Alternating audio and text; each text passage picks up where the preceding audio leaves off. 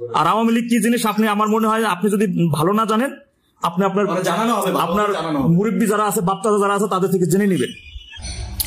Hello, SI মনির সাহেব বলছেন, টুঙ্গিপাড়া থানা?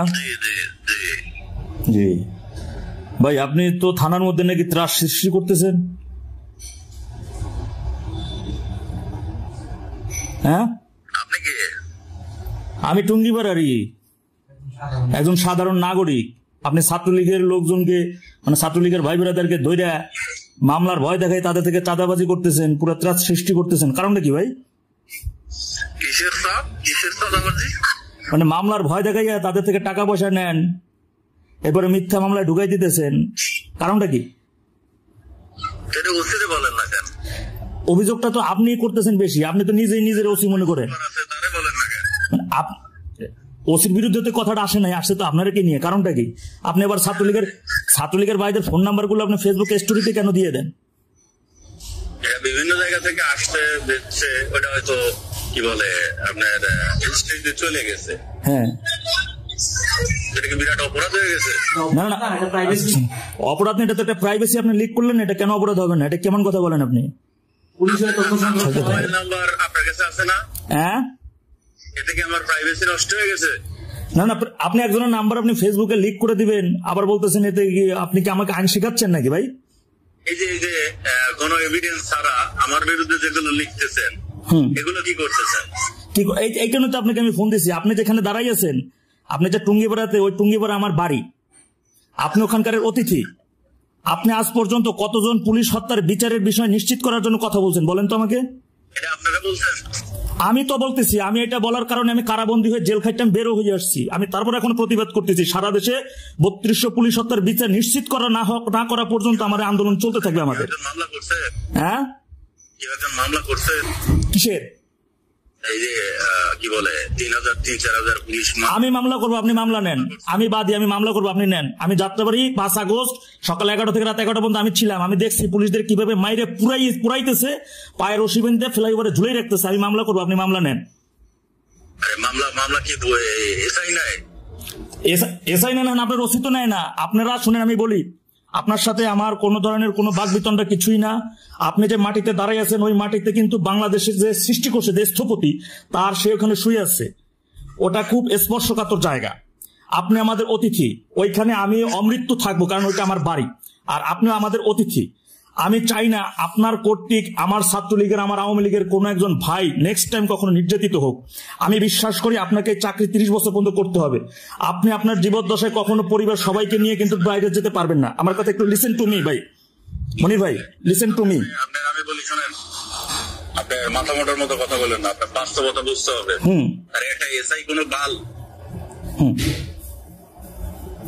একটা ওসি কোনো কিছু। রাষ্ট্রযন্ত্র যদি আপনার সেবা না করে আপনি কিছু করতে পারবেন না? না, ওখানে আমি রাষ্ট্রযন্ত্রের বিরুদ্ধেই এই অবৈধ অগণতান্ত্রিক। আপনি যাকে সেলুট দিচ্ছেন, আপনি সবসময় শুধু এতটুকুই মাথায় রাখবেন, আপনি যাকে সেলুট দিচ্ছেন তার হাতে পুলিশের রক্ত লেগে আছে।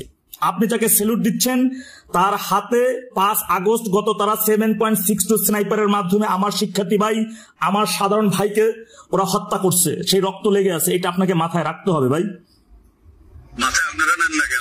আমাদের মাথায় আছে দেখি আছে 15 মাস ঘর ছাড়া, বাড়ি ছাড়া, দেশ ছাড়া, স্বদেশ ছাড়া। আপনার দল কি করতেছে দেখেন না, কি করতেছে না। এই মাতৃভূমি তৈরির জন্য আমার পূর্বপুরুষ জীবন দিয়ে গেছেন। আমরাও আমাদের মাতৃভূমি রক্ষার জন্য কিন্তু আমার দরকার আপনাদের সহায়তা। ক্ষমতা ব্যাক পাওয়ার জন্য আপনারা সব ধরনের সবকিছু করলেন। এই যে এতগুলো পুলিশ মারা গেল, কি করলেন? আর তাদের হত্যার বিচারের জন্য কি করলেন? আমাকে এতটুকু বলেন। না, পুলিশ হত্যার জন্য আমি কি করছি? আপনি একজন পুলিশের সহকর্মী, আপনি কি করছেন? আপনার ভাই হত্যা কেন, আপনি কি করছেন? কিছু করার নাই, আমার তো কিছু করার নাই। কারণ তো রাষ্ট্রযন্ত্র যদি বাইরে চলে যায়, মানে এর বিরুদ্ধে থাকে, কি করার আছে পুলিশ? কিন্তু আপনি তো ঠিকই আমার ছাত্রলীগের ভাই ব্রাদারকে খুঁজে বের করতেছেন, তাদেরকে আপনি ঘর ছাড়া বাড়ি ছাড়া করতেছেন। আপনি তো ঠিক এটা করতেছেন। আমি শুধু একটা কথা বলবো মনির ভাই, আপনাকে চাকরি কিন্তু 30 বছর করতে হবে। আর বাংলাদেশের ইতিহাসে আওয়ামী লীগ ফিরে আসেন, এই ধরনের কোন বাংলাদেশের ইতিহাসে আওয়ামী লীগ অনেকবার নিষিদ্ধ হয়েছে। এটা কোনো ব্যাপার না, এটা কোনো ফ্যাক্ট না। এই সমস্যা কিন্তু আমার সামনে আগামীতে থাকবে না। আপনাকে কিন্তু বাংলাদেশের মধ্যেই থাকতে হবে। আমি আপনাকে কোনোভাবে ভয় দেখাচ্ছি না, আমি শুধু আপনাকে সত্যটা মনে করে দিতে চাই। আমি শুধু আপনাকে সত্যটা মনে করাই দিতেছি, আর কিছুই না। বাস্তবতাকে মেনে নিতে হবে। আমার বয়স ভাই কি বলে 70-80 বছর না। আমি জানি আপনার বয়স 70-80 বছর না, কিন্তু আমি শুধু এতটুকু জানি আপনাকে চাকরি 30 বছর করতে হবে, আর আপনি আপনার সবাইকে নিয়ে বাংলাদেশ ছেড়ে যাইতে পারবেন না, আমি এটা জানি। ঠিক আছে, ঠিক আছে, আমি শুধু আপনাকে এতটুকু মনে করাই দিতেছি, আর কিছুই না। যা করতেছেন ফেরত আসেন, এই পর্যন্ত এনাফ ইজ এনাফ। ওই মাটি আমার, ওইটা আমার জন্মভূমি। অভিযোগটা তো আপনি তো নিজেই নিজের ওসি মনে করেন, আপনি তো নিজে পোশাক পরে মনে করছেন যে আপনি মনে হচ্ছে যে একজন শীর্ষ সন্ত্রাসী কোন একটা সংগঠনে আছেন, সেই সংগঠনে আপনি, কিন্তু মাথায় রাখেন আপনি সন্ত্রাসী না। আপনি বাংলাদেশ গণপ্রজাতন্ত্রী বাংলাদেশ সরকারের একজন আমলা, জনগণের পোশাকে, জনগণের ট্যাক্স, ভ্যাট ট্যাক্সের টাকায় আপনার বেতন হয়। আপনার এই পোশাকটা জনগণের টাকার, ঘামের টাকায়, এটা মাথায় রাখতে হবে। আর আওয়ামী লীগ কি জিনিস আপনি, আমার মনে হয় আপনি যদি ভালো না জানেন, আপনি আপনার জানানো হবে, আপনার মুরব্বী যারা আছে, বাপ চাচা যারা আছে, তাদের থেকে জেনে নেবেন। ঠিক আছে ভাই, জানেন। ওকে, ধন্যবাদ।